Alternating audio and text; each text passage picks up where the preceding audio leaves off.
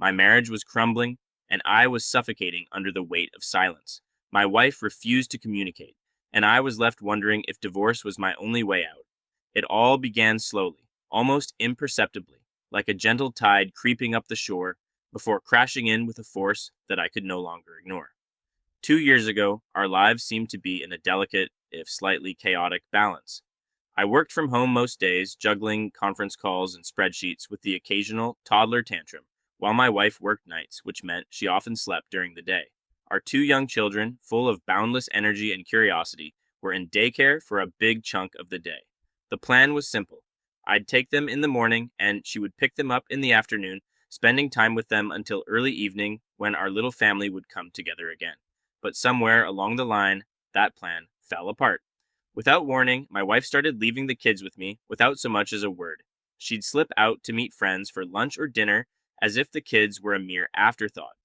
Sometimes she had these plans set weeks in advance, yet I was left in the dark, scrambling to adjust my work schedule without any prior notice. I remember vividly the first time it happened. I was in the middle of a crucial meeting, my boss's voice droning in my ear as I tried to focus, when the unmistakable sound of a child's cry erupted from down the hall. Panic shot through me, icy and sharp, as I realized my wife was nowhere to be found. My mind raced with questions. Had she told me she was leaving? Had I forgotten? But no, there was nothing. Just silence. With each passing day, the issue grew, feeding on our inability to communicate. I tried to talk to her, to express the strain this lack of communication was putting on my work and our family. But every attempt was met with anger or outright dismissal. You ruin plans by not preparing for them, she'd say, as if I had a crystal ball that could predict her absence. I'd ask if there was anything coming up, any plans I should be aware of, and still she'd say nothing. Frustration boiled up inside me, a pressure cooker of emotions that I had no idea how to release. She'd complain about the mess the kids made while I was working, as if I had an extra pair of eyes to watch them and a spare set of hands to clean up. I was supposed to watch them and make sure they didn't make messes, she'd say, her tone dripping with reproach. Yet, how could I, when I was locked in my office, trying desperately to maintain the semblance of professionalism? I remember one particular evening as I sat at the kitchen table, the kids finally asleep, their toys strewn across the floor like the remnants of a small hurricane. My wife had just returned from another unmentioned outing. I tried, once again, to broach the subject. "We need to talk," I said, my voice heavy with the weight of unspoken words. But as soon as the sentence left my mouth, her eyes flashed with anger. "I'm not your mother," she snapped, her words a sharp retort that cut through the air. "Then don't answer for me like you are," I replied, my voice barely above a whisper. I suggested marriage counseling, hoping a professional could bridge the chasm widening between us. I even went so far as to book an appointment, but she refused to go, her refusal a silent scream that echoed in my mind. Each time I brought it up, her anger flared anew, as if my very desire to communicate was an affront. It was the same cycle, the same dance around the unspoken issue, and yet, with each repetition, the stakes felt higher. I was terrified of the what-ifs that haunted my thoughts. What if one day she decided I was supposed to pick up the kids but never told me? What if they were left waiting? Or worse, alone? The scenarios played out in my mind, each more terrifying than the last. One particularly rough week, the tension reached a boiling point. My wife had accepted an invitation to a wedding, 6 months in advance, and I had no idea. The day of the event arrived, and there I was, dressed in a wrinkled shirt, scrambling to find a tie that matched. My wife, on the other hand, was dressed elegantly, the picture of calm. "Why didn't you tell me?" I asked, exasperated. Her response was both infuriating and heart-wrenching. "If you paid more attention, you'd know," she said, her words a cold dagger to my chest. The breaking point came when I found myself sitting alone late one night, the house eerily quiet, the shadows long and dark. I realized that my anxiety had morphed into a constant companion, a shadow that loomed over every moment. I was exhausted, emotionally drained, and the thought of another day of uncertainty filled me with dread.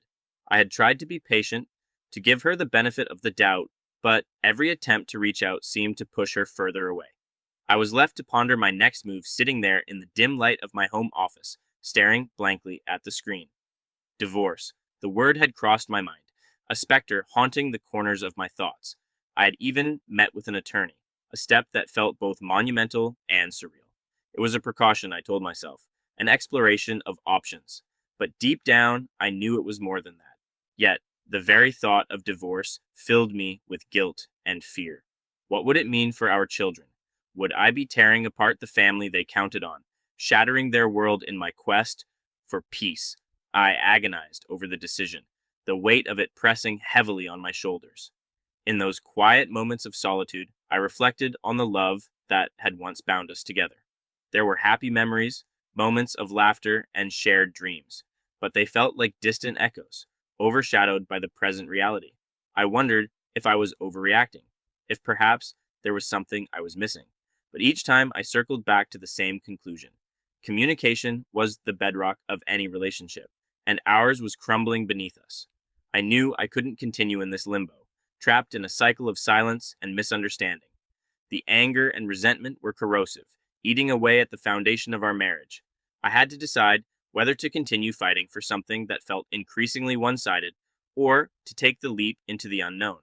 As dawn broke, painting the sky in hues of pink and gold, I sat there, the weight of my decision heavy in the morning light.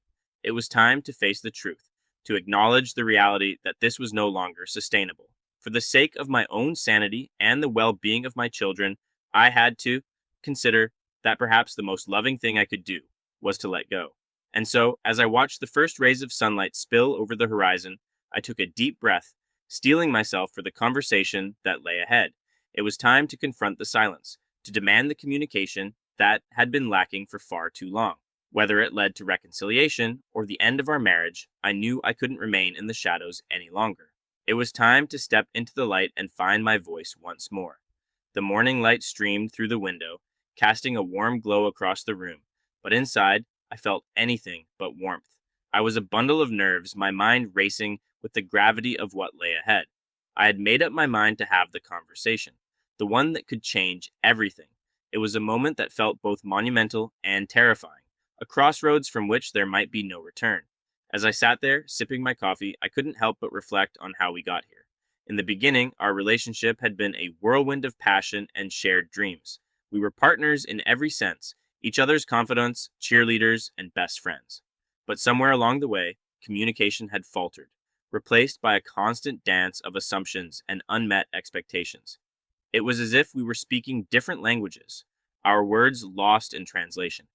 I thought about the early days, the laughter, the way her eyes would light up at the smallest things. I missed that. I missed her, but the woman who stood in front of me now, wrapped in her own world, felt like a stranger. I couldn't deny the growing chasm between us, a void that seemed to grow with every unspoken word and every unresolved argument. The kids were still asleep, their gentle breathing the only sound in the house. I knew that whatever decision I made would impact them the most. Their innocence, their need for stability and love, it was all on my shoulders. How did it come to this? I wondered if they sensed the tension, if they felt the undercurrent of discord that ran through the fabric of our family life. As I heard the soft sound of footsteps approaching, my heart skipped a beat. It was her. She walked into the room, still dressed in her nightgown, her hair tousled from sleep. For a moment she looked so peaceful, so untroubled. I envied her that peace. "Morning," she said, her voice tinged with sleepiness. "Morning," I replied, trying to keep my tone even, though my heart was pounding in my chest. "We need to talk." Her eyes met mine, and there it was again, that flicker of annoyance. "About what now?" she asked, already on the defensive. I took a deep breath, steadying myself. "About us? About how things have been going? I can't do this anymore, living in this constant state of uncertainty and silence."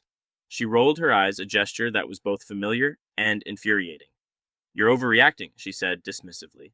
"We don't need to rehash this." But I was done backing down. I couldn't afford to. "No," I said firmly. "This isn't just about me overreacting. It's about the fact that we can't go on like this. We need to communicate, really communicate. And if we can't do that, then we need to figure out where we go from here." She crossed her arms, her expression hardening. "So, what are you saying, that you want out?" The question hung in the air, heavy with implication. I paused, choosing my words carefully. "I'm saying that if we can't find a way to change things, to actually work together, then maybe we need to consider what that means for us, for the kids." The silence that followed was deafening.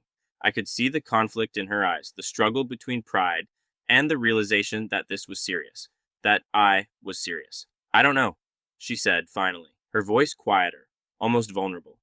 I didn't think it was this bad. And there it was, a chink in the armor, a glimmer of recognition. It was something, a tiny step towards the possibility of change. It is, I said gently, and I don't want it to be. But we need help, whether that's through counseling or just making a real effort to talk to each other. She nodded slowly, and for the first time in a long time, I felt a spark of hope. It was fragile, tentative, but it was there. Maybe this was our turning point, the moment where we could start to rebuild what had been broken. As we stood there, the morning sun rising higher in the sky, I realized that whatever happened next, I had taken a step forward. I had found my voice, and I had used it. Whether it led to healing or a parting of ways, I knew that I had done what I could. And for now, that was enough. New stories drop soon. Stories.